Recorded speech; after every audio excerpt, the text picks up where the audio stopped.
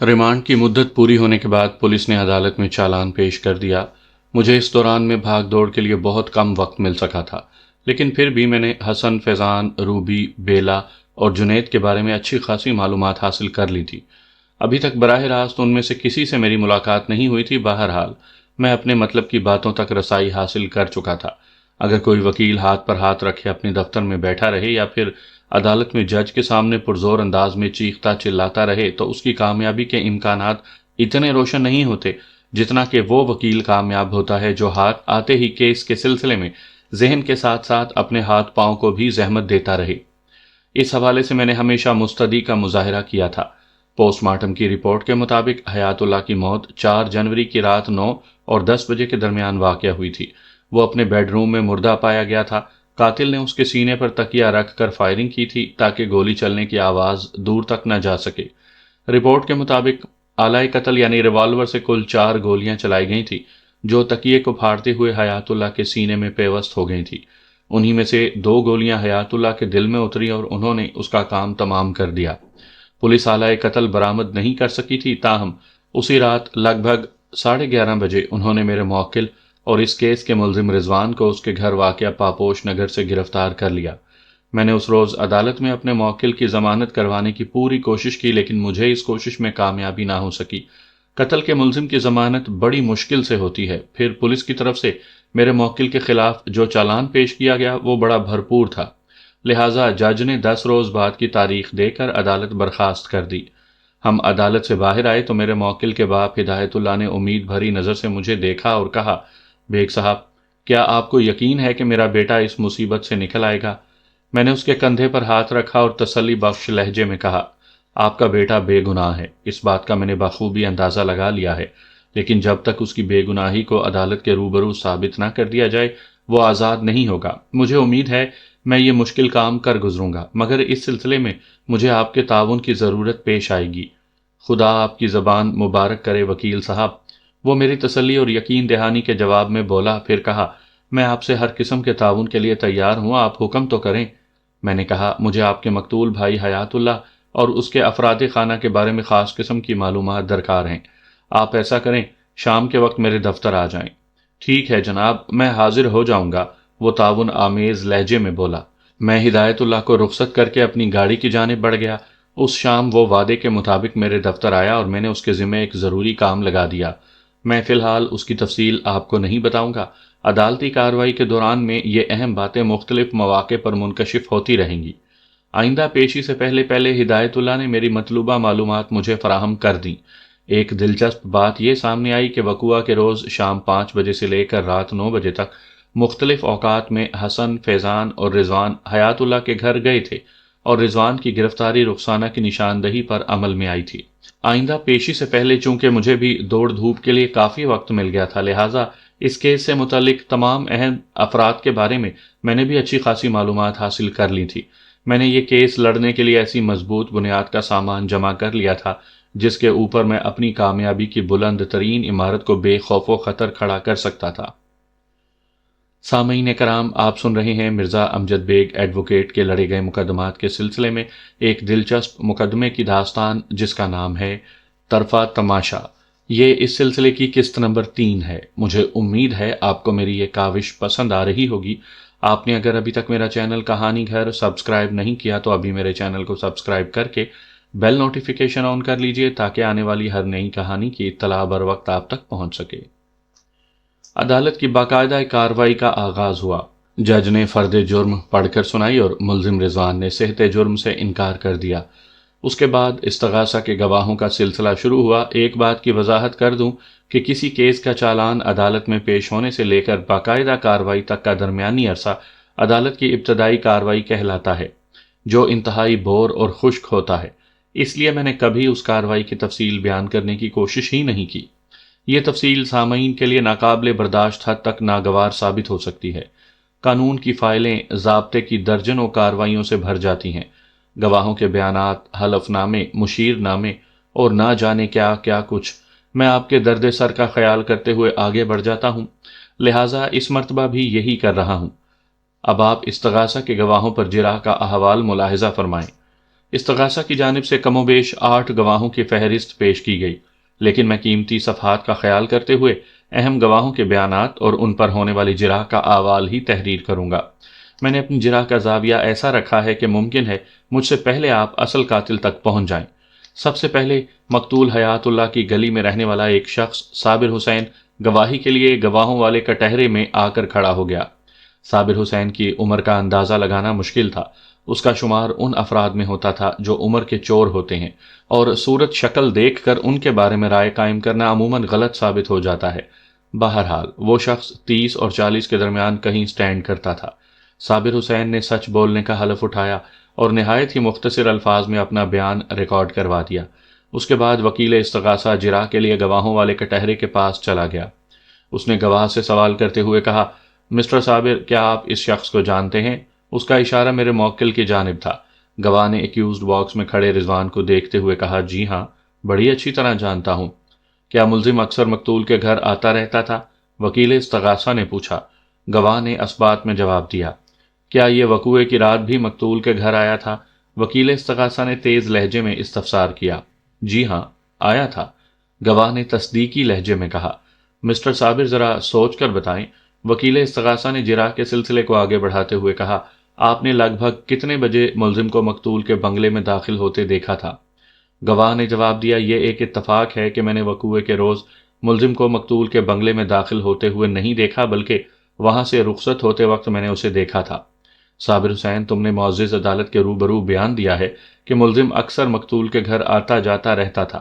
وکیل صفائی نے ایک خاص زاویے سے سوال کیا۔ وقوعے کے روز تم نے اسے وہاں سے رخصت ہوتے ہوئے دیکھا، کیا وقوعے کی رات تم نے اس کے انداز میں کوئی خاص بات نوٹ کی؟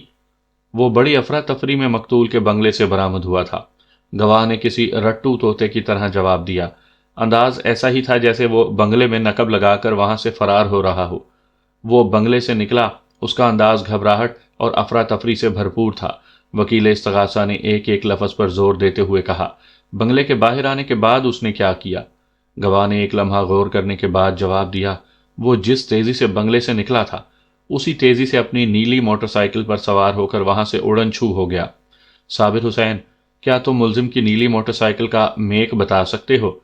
جی، وہ نیلی موٹر سائیکل سوزوکی کمپنی کی تھی۔ That's all your owner.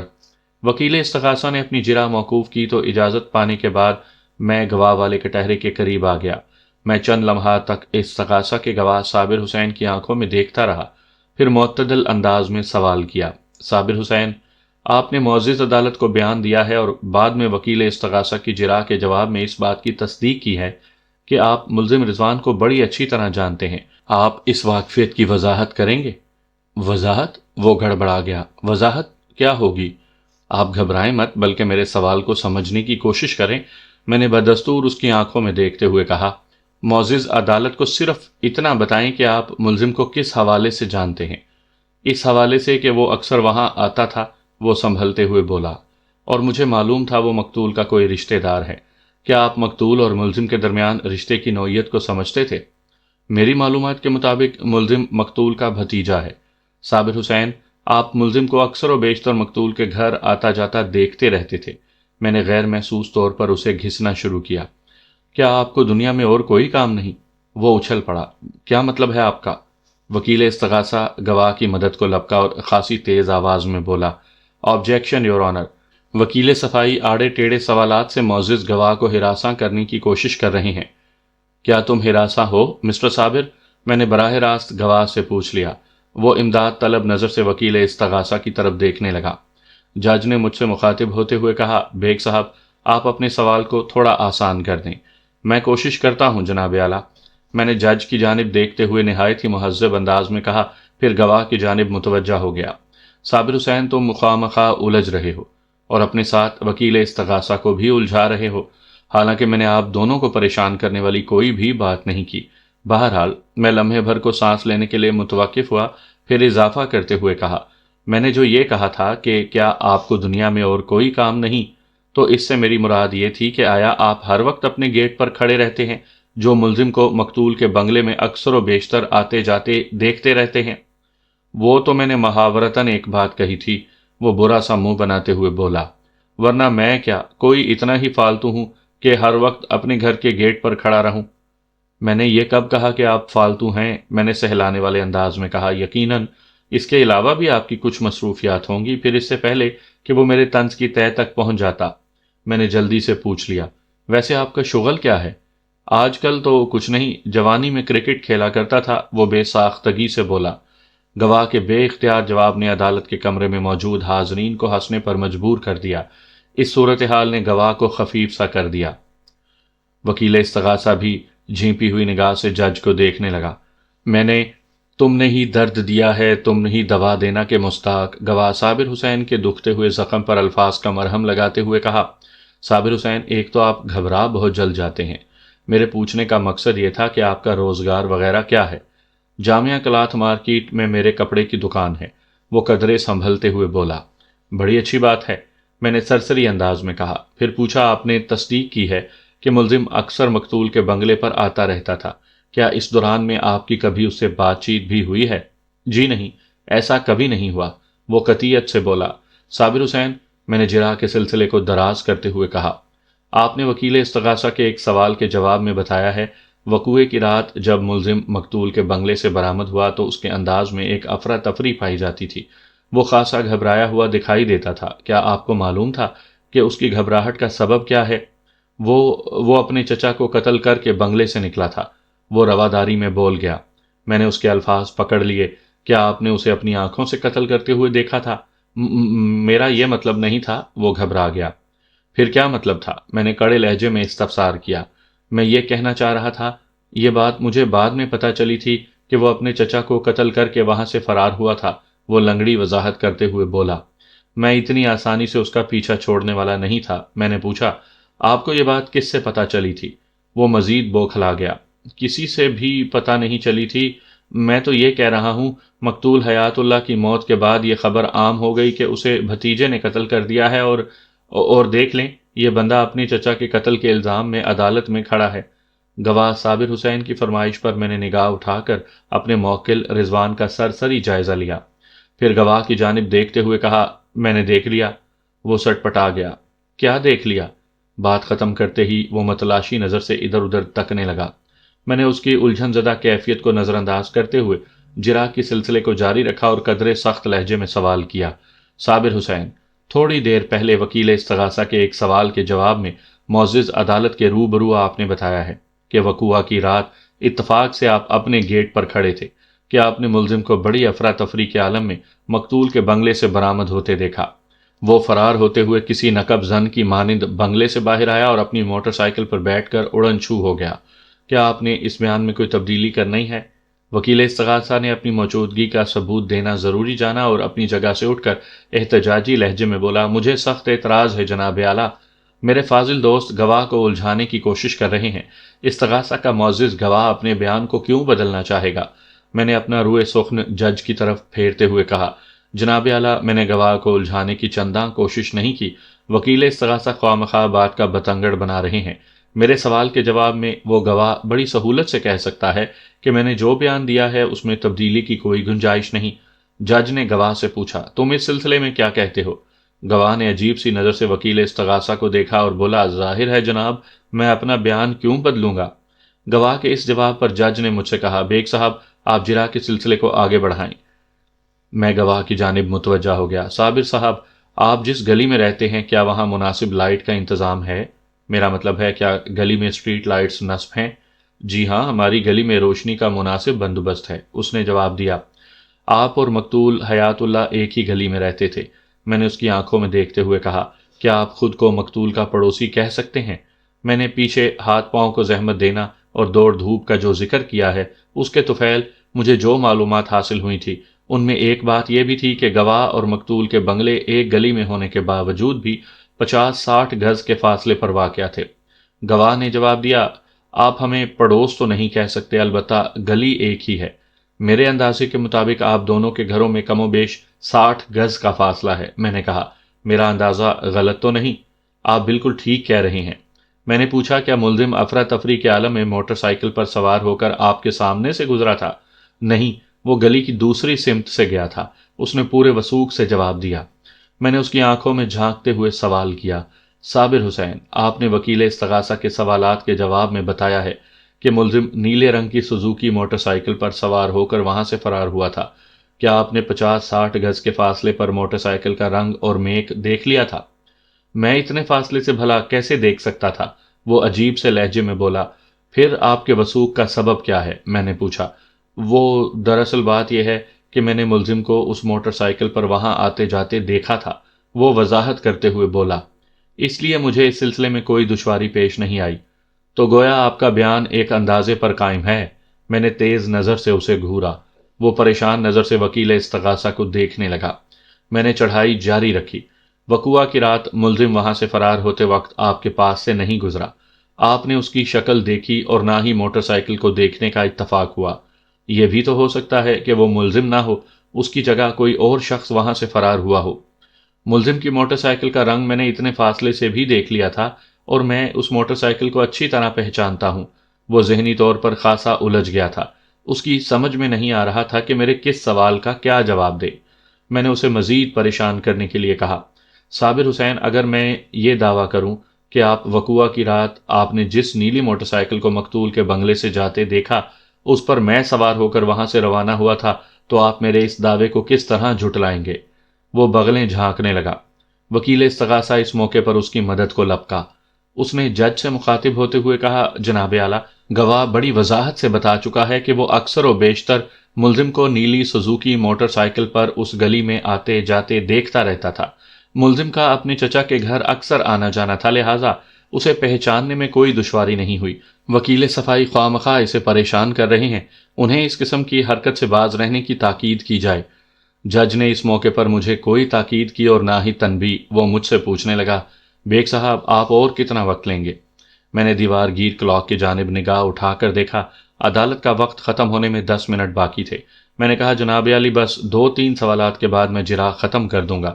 Please proceed, جج نے اجازت دینے والے انداز میں کہا۔ میں کٹہرے میں کھڑے ہوئے گواہ کی جانب متوجہ ہو گیا اور اسے مخاطب کرتے ہوئے کہا، صابر حسین، آپ نے بتایا ہے اور وکیل استغاثہ نے اس کی تصدیق بھی کی ہے کہ آپ ملزم کو اکثر و بیشتر مقتول کے گھر آتے جاتے دیکھتے تھے، لیکن کبھی آپ کی اس سے بات چیت نہیں ہوئی۔ وقوعہ کے روز آپ نے ملزم کو چوروں کے سے انداز میں مذکورہ بنگلے سے فرار ہوتے دیکھا۔ وہ موٹر سائیکل پر بیٹھا اڑن چھو ہو گیا۔ اس سے یہی ظاہر ہوتا ہے کہ آپ اپنے گھر کے سامنے پہلے سے موجود تھے۔ جی ہاں، میں لگ بھگ 10 منٹ سے اپنے گیٹ پر کھڑا تھا، اس نے جواب دیا، اور میں نے نیلی سوزوکی موٹر سائیکل کو مقتول کے بنگلے کے باہر کھڑے دیکھا تھا۔ میں چونکہ یہ بات پہلے سے جانتا تھا کہ مذکورہ موٹر سائیکل پر ملزم ہی وہاں آیا کرتا ہے، اسی لیے صورت دیکھے بغیر میں سمجھ گیا وہ ملزم کے سوا اور کوئی نہیں ہو سکتا۔ میں نے پوچھا، صابر حسین، آپ نے وقوعہ کے روز ملزم کو مقتول کے بنگلے میں داخل ہوتے نہیں دیکھا، اور آپ کے بقول جب وہ وہاں سے رخصت ہوا تو بھی آپ اس کی صورت نہیں دیکھ سکے۔ محض بنگلے کے باہر موٹر سائیکل کی موجودگی سے آپ نے یہ فتویٰ صادر کر دیا کہ وہ بنگلے میں آیا تھا۔ یہ بھی تو ہو سکتا ہے کہ اس موٹر سائیکل پر کوئی اور بنگلے پر پہنچا ہو۔ کیا آپ نے مقتول کے بنگلے کی گھنٹی بجا کر یہ تصدیق کی تھی کہ ملزم اندر موجود ہے؟ مجھے کیا ضرورت پڑی تھی اس قسم کی حرکتیں کرنے کی؟ وہ برہمی سے بولا۔ اس کا مطلب ہے کہ آپ غائب کا علم جانتے ہیں، میں نے طنزیہ لہجے میں کہا۔ بغیر پوچھے اور دیکھے آپ کو یہ معلوم ہو گیا کہ ملزم اس روز مقتول کے بنگلے پر آیا تھا۔ میری مسلسل جرا سے وہ زچ ہو گیا اور تڑک کر اس نے الٹا مجھ ہی سے سوال کر ڈالا، تو آپ یہ کہنا چاہتے ہیں کہ ملزم اس روز مقتول کے بنگلے میں نہیں آیا تھا؟ میں ہرگز یہ نہیں کہنا چاہتا، میں نے زیر لب مسکراتے ہوئے کہا۔ مقتول کے بنگلے پر اس روز نہ صرف ملزم پہنچا تھا، بلکہ شام 5 بجے سے لے کر رات 10 بجے تک ملزم کے علاوہ 2 اور افراد بھی اس بنگلے پر گئے تھے۔ مجھے اعتراض صرف آپ کے بیان کے اس حصے پر ہے کہ میرا موکل نہایت افراتفری کے عالم میں وہاں سے اس طرح فرار ہوا تھا جیسے کوئی نقب زن پکڑے جانے کے خوف سے موقع واردات سے فرار ہوتا ہے۔ میں نے جو کچھ دیکھا وہ بیان کر دیا ہے، وہ اکتاہٹ آمیز لہجے میں بولا۔ آپ میری بات کا یقین کریں یا نہ کریں، یہ آپ کی مرضی ہے۔ میں نے ایک ایک لفظ پر زور دیتے ہوئے کہا، اگر واقعی آپ نے جو کچھ دیکھا ہے تو اس کے بیان میں تو سراسر دروغ گوئی سے کام لیا جا رہا ہے۔ میرا موکل جس نارمل انداز میں وہاں آیا تھا ویسے ہی امن و امان سے رخصت بھی ہو گیا تھا۔ اس کے ساتھ ہی عدالت کا مقررہ وقت ختم ہو گیا۔ آئندہ پیشی پر ٹرپل ایم اسٹوڈیو میں تیار ہونے والے کمرشل سے شہرت حاصل کرنے والا ممتاز ماڈل جواد حسن گواہوں والے کٹہرے میں موجود تھا۔ اس کا بیان ہو چکا تو وکیل استغاثہ سوالات کے لیے اس کے پاس آ گیا۔ جواد حسن المعروف باحسن ایک ماڈل کے معیار پر ہر طرح پورا اترتا تھا، لہٰذا اس کی تعریف کی ضرورت محسوس نہیں ہوتی۔ امریکہ پلٹ حسین ساحرہ بیلا اگر اس پر فدا ہو گئی تو یہ ایک بڑی بات نہیں تھی۔ وہ پرکشش اور وجیح ہونے کے علاوہ ایک پڑھا لکھا اور خوبصورت نوجوان تھا۔ وکیل استغاثہ نے جرا کا آغاز کرتے ہوئے کہا، مسٹر حسن، کیا یہ درست ہے کہ ملزم اپنے مقتول چچا کو سخت ناپسند کرتا تھا؟ یہ بات 101% درست ہے، حسن بڑے وثوق سے بولا۔ اس ناپسندیدگی کا سبب کیا تھا؟ وکیل استغاثہ کی شرارت کچھ اور آگے بڑھی۔ جب کوئی شخص بار بار دھتکارے جانے کے باوجود بھی پیچھا نہ چھوڑے تو اس سے لازماً نفرت ہو جاتی ہے، حسن نے گہری سنجیدگی سے کہا۔ وہ ماڈل ہونے کے ساتھ ساتھ ایک اچھا اداکار بھی تھا۔ اضافہ کرتے ہوئے بولا، ملزم کی مقتول کے سلسلے میں ناپسندیدگی اسی نفرت کا رد عمل ہے جو مقتول اپنے دل میں ملزم کے لیے رکھتا تھا۔ وکیل استغاثہ نے ٹھہرے ہوئے لہجے میں کہا، مسٹر حسن، بات کچھ الجھ سی گئی ہے، کیا آپ معزز عدالت کے سامنے اس الجھن کو سلجھانے کے لیے تھوڑی وضاحت کریں گے؟ ضرور، وہ اپنے دلکش بالوں میں ایک ادا سے انگلیاں پھیرتے ہوئے بولا۔ دیکھیں جی، بات دراصل یہ ہے کہ ملزم مقتول کی بیٹی کے پیچھے پڑ گیا تھا۔ یہ مقتول کی بیٹی بیلا سے شادی کا خواہاں تھا، لیکن مقتول کو اس کی شکل ایک آنکھ نہیں بھاتی تھی۔ رشتہ داری کی وجہ سے وہ گھر میں ملزم کی آمد و رفت کو روک بھی نہیں سکتا تھا، لہٰذا دل ہی دل میں وہ ملزم کو برا بھلا کہتا اور جب بھی سامنا ہوتا تو ناپسندیدہ نظر سے دیکھتا۔ وہ لمحے بھر کو متوقف ہوا، پھر ایک گہری سانس خارج کرتے ہوئے بولا، مقتول کے یہ دلی جذبات ملزم سے پوشیدہ نہیں تھے۔ چچا اس کی راہ میں سب سے بڑی رکاوٹ تھا، چنانچہ وہ اپنی راہ کے اس بھاری پتھر سے نفرت کرنے لگا جس کا نتیجہ بھی نکل آیا۔ حسن نے کندھے جھٹکتے ہوئے اپنی بات مکمل کی تو وکیل استغاثہ نے اسی قسم کے 2-4 سوالات پوچھنے کے بعد اپنی جرح موقوف کر دی۔ میں استغاثہ کے زاویہ واردات کو بخوبی سمجھ گیا تھا۔ حقائق کو الٹ کر اس نے کہانی کا رخ تبدیل کرنے کی کوشش کی تھی۔ حقیقت یہ تھی کہ مقتول حیات اللہ از خود یہ چاہتا تھا کہ ملزم اس کے گھر کے پھیرے لگاتا رہے تاکہ کسی بھی چارہ جوئی سے وہ بیلا کو اپنی طرف مائل کرنے میں کامیاب ہو جائے۔ مقتول کی تو یہ خواہش تھی کہ وہ بیلا کی شادی اپنے بھائی کے بیٹے رضوان یعنی ملزم سے کر دے۔ بیلا ہی نے رضوان کو بری طرح مسترد کر دیا تھا۔ اس کے باوجود بھی رضوان اپنے چچا کے ایما پر ان کے گھر کے چکر کاٹ رہا تھا۔ بہرحال مقتول کو ان تمام باتوں کی گواہی کے لیے سامنے لانا ممکن نہیں تھا۔ اب جو کچھ بھی کرنا تھا مجھے ہی کرنا تھا۔ میں نے جج کی اجازت حاصل کرنے کے بعد جرا کا آغاز کیا۔ مسٹر جواد حسن، اگر میں آپ کو آپ کے پورے نام سے پکاروں تو آپ کو کوئی اعتراض تو نہیں ہوگا؟ پورے نام سے تو آپ پکار رہے ہیں، وہ زیر لب مسکراتے ہوئے بولا۔ میں نے کہا، دراصل آپ حسن کے نام سے رنگ و روشنی کی دنیا میں مشہور ہیں اور آپ کے نام کا یہ حصہ ایک طرح سے شناخت بن کر رہ گیا ہے، اس لیے سوچا کہیں آپ پورے نام کے ذکر پر آکورڈ فیل نہ کریں۔ نہیں، ایسی کوئی بات نہیں، وہ جلدی سے بولا۔ میں یہ غیر ضروری اور فروئی چھیڑ چھاڑ محض اسے پھانسنے کے لیے کر رہا تھا۔ جب وہ میری پٹڑی پر آ گیا تو میں نے اس کے ساتھ دوڑنا شروع کر دیا۔ مسٹر حسن، آپ معزز عدالت کے روبرو اور وکیل استغاثہ کے ایک سوال کے جواب میں بتا چکے ہیں کہ ملزم اپنے چچا یعنی مقتول حیات اللہ کو سخت ناپسند کرتا تھا، اور بعد میں آپ نے اس کی وضاحت بھی پیش کی ہے۔ آپ سے میرا اتنا سا سوال ہے کہ آپ کی مقتول سے کیا رشتہ داری ہے؟ اس نے حیرت سے میری طرف دیکھا اور جواب دیا، کوئی رشتہ داری نہیں۔ اور ملزم سے؟ میرے لہجے میں بڑا کٹیلا استفسار تھا۔ وہ نفی میں گردن ہلاتے ہوئے بولا، اس سے بھی نہیں۔ کیا آپ کی ملزم سے کسی قسم کی کوئی دشمنی ہے؟ قطعی نہیں۔ اور مقتول سے کوئی خاص نوعیت کی ہمدردی؟ ایسی کوئی خاص ہمدردی نہیں سوائے انسانی ہمدردی کے، وہ الجھن زدہ لہجے میں بولا۔ پھر پوچھا، لیکن آپ مجھ سے اس قسم کے سوالات کیوں کر رہے ہیں؟ میں نے اس کے سوال کو نظر انداز کرتے ہوئے جرح کا سلسلہ جاری رکھا اور کہا، جب آپ کو ملزم سے کوئی پرخاش نہیں، نہ ہی مقتول سے آپ کی کوئی قریبی یا دور کی رشتہ داری ہے، تو پھر آپ میرے موکل کے خلاف گواہی دینے کیوں آئے ہیں؟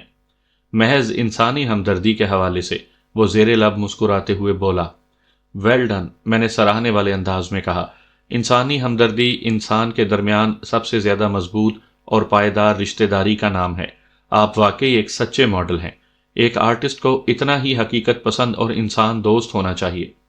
وہ میرے منہ سے اپنے لیے تعریفی کلمات سن کر خوش ہو گیا۔ وجیح اور خوش شکل تو وہ تھا ہی، اس کے ہونٹوں پر سجی ایک مستقل مسکراہٹ نے اس کی دلکشی اور وجاہت میں 4 چاند لگا دیے۔ میں نے جرا کے سلسلے میں تیزی لاتے ہوئے کہا، حسن صاحب، آپ کو یہ بات کیسے پتہ چلی کہ میرا موکل مقتول کی بیٹی بیلا کے پیچھے ہاتھ دھو کر پڑ گیا تھا؟ وہ بیلا سے شادی کرنا چاہتا تھا، جبکہ نہ صرف بیلا اسے بری طرح مسترد کر چکی تھی بلکہ مقتول حیات اللہ بھی اسے سخت ناپسند کرتا تھا۔ یہ بات مجھے خود بیلا نے بتائی ہے، وہ پورے اعتماد لہجے میں بولا۔ کیا آپ مقتول کی بیٹی کو کسی حوالے سے جانتے ہیں؟ ایک بہترین کولیگ کے حوالے سے؟ کیا مطلب؟ میں نے مصنوعی حیرت کا اظہار کرتے ہوئے کہا، کیا بیلا بھی ماڈلنگ کے شعبے سے تعلق رکھتی ہے؟ کہہ سکتے ہیں، وہ ذو معنی انداز میں بولا۔ کہہ سکتے ہیں سے بات واضح نہیں ہوئی حسن صاحب، میں نے سوالیہ انداز سے کہا۔ وہ وضاحت کرتے ہوئے بولا، بات دراصل یہ ہے کہ میں ٹرپل ایم نامی ایک شوبز اسٹوڈیو سے وابستہ ہوں۔ بیلا بھی اس اسٹوڈیو سے تعلق رکھتی ہے، اگرچہ اس کا شعبہ ماڈلنگ نہیں، وہ آرٹ اینڈ ڈائریکشن سے متعلق ہے، لیکن شوبز کا حوالہ ایک قدر مشترک ہے ہم دونوں کے درمیان۔ اس کی بات پوری ہوئی تو میں نے کہا، کہیں یہ ٹرپل ایم اسٹوڈیوز وہی ادارہ تو نہیں جس کے کرتا دھرتا فیضان صاحب نامی ایک شخص ہیں؟ جی ہاں، میں اسی ٹرپل ایم اسٹوڈیو کی بات کر رہا ہوں، وہ جلدی سے بولا۔